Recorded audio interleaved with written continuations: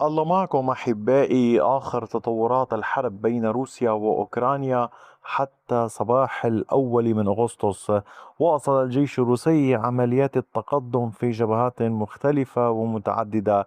عمليات التقدم هذه كانت في اتجاهات درشكيفكا، في اتجاهات دوبروبيليا، وأماكن أخرى في كراماتورسك، وفي اتجاهات خاركيف، وكذلك الأمر في جبهات متعددة. ما الذي حصل؟ تابعوا التفاصيل حتى النهاية كي لا تفوتوا أي معلومة. ونبدأ مباشرة من عمليات التقدم للوحدات الروسية نحو دوبروبيليا، حيث نجح الجيش الروسي بالضغط أكثر فأكثر باتجاه كراسنويارسكي انطلاقا من مواقع سيطرته في بيليتسكي. الوحدات الروسية كما تلاحظون في هذه المنطقة تمكنت من السيطرة على كامل منطقة المنجم والمباني المحيطة بها عند هذه المساحة باللون الزهري. هذه المنطقة هي تقريبا بعمق الكيلومترين وبعرض الكيلومترين.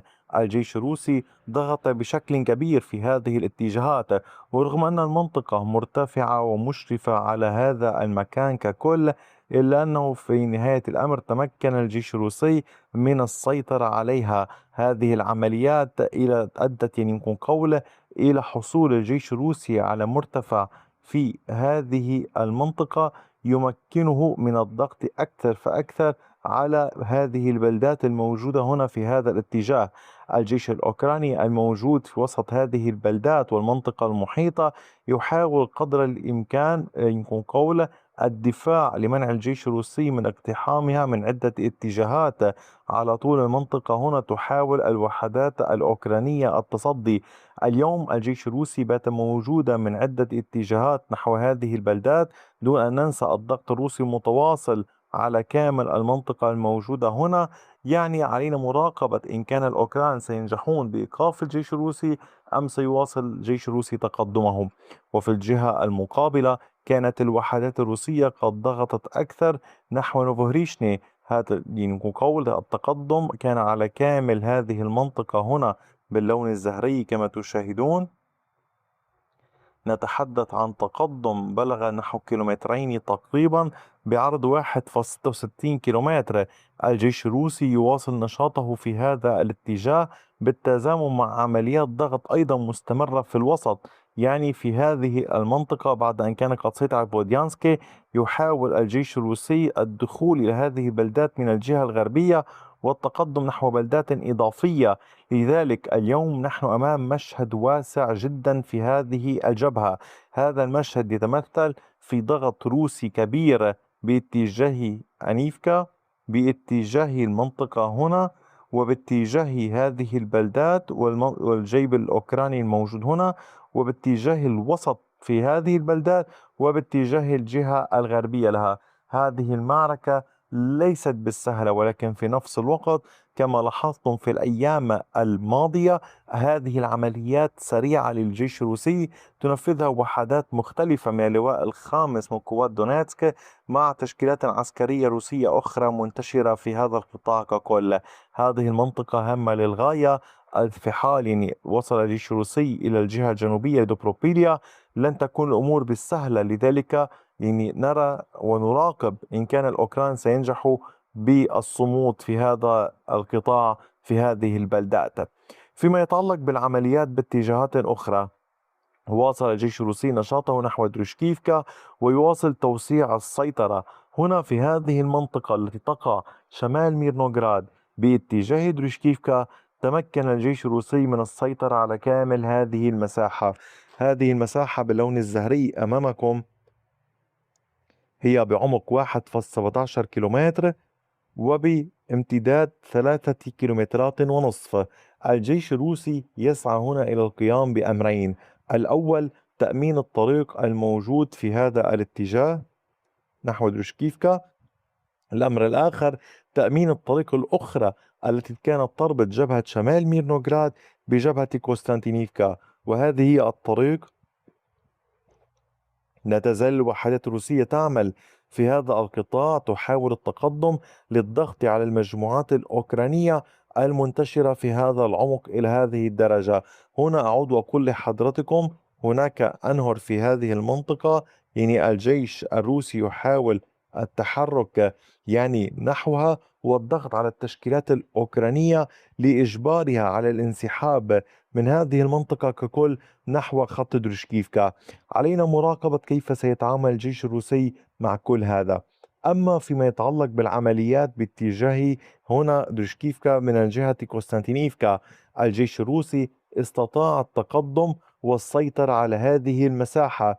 كما تلاحظون الوحدات الروسية فرضت سيطرتها وأمنت محيط مدينة قسطنطينيفكا، هذه الضاحية الموجودة هنا والتي كان الجيش الروسي قد سيطر عليها. أمنت الوحدات الروسية مساحة إضافية في هذا الاتجاه، فسيطرت على هذه المنطقة الموجودة هنا باللون الزهري كما تلاحظون.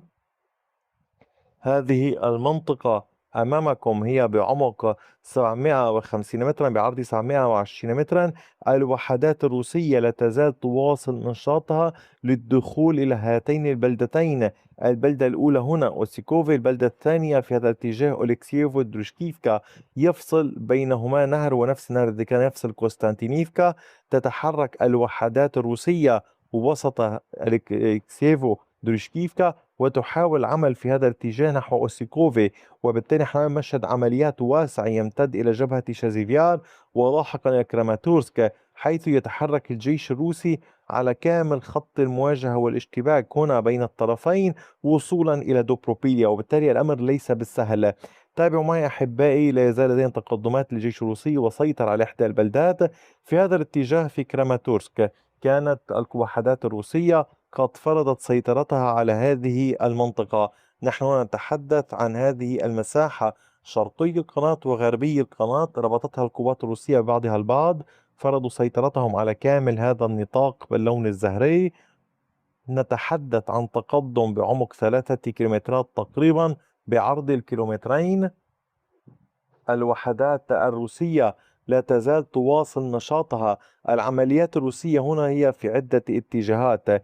أولا في هذه المنطقة شمال ماركوفي، العمليات أيضا في اتجاه جنوب فاسيوتينسكي، العمليات أيضا في هذه المنطقة بعد السيطرة عليها، والعمليات الروسية والتحركات أيضا في اتجاهات مختلفة نحو هذه المساحة في محاولة للتقدم نحو فيدوريفكا على طول الطريق الرئيسي.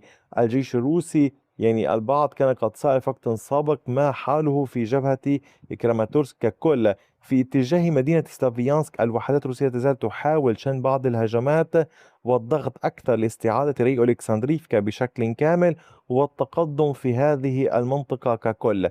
أما فيما يتعلق بسيطرة الوحدات الروسية على إحدى البلدات، فكان الجيش الروسي قد سيطر في جبهة خاركيف تحديدا في اتجاه فولشانسك على فيريفكا. التقدم الروسي كان على كامل هذه المساحة باللون الزهري كما تظهر أمامكم هنا. التقدم كان بعمق الكيلومترين وبعرض 1.22 كيلومتر كحد أقصى.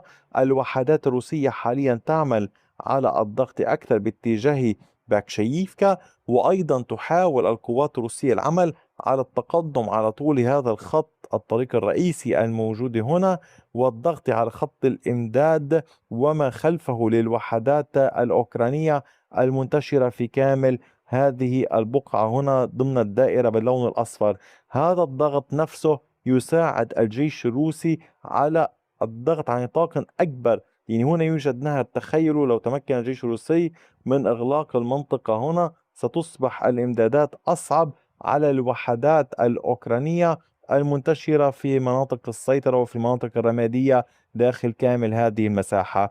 أحبائي، أعود أطلب من حضراتكم مجددا ودوما مشاهدة كل ما تقدمه القناة، دعم القناة قدر الإمكان. يمكنكم الانضمام إلى مجموعة القناة على اليوتيوب لدعم القناة ماديا وبطرق أخرى يمكنكم السؤال عنها في التعليقات.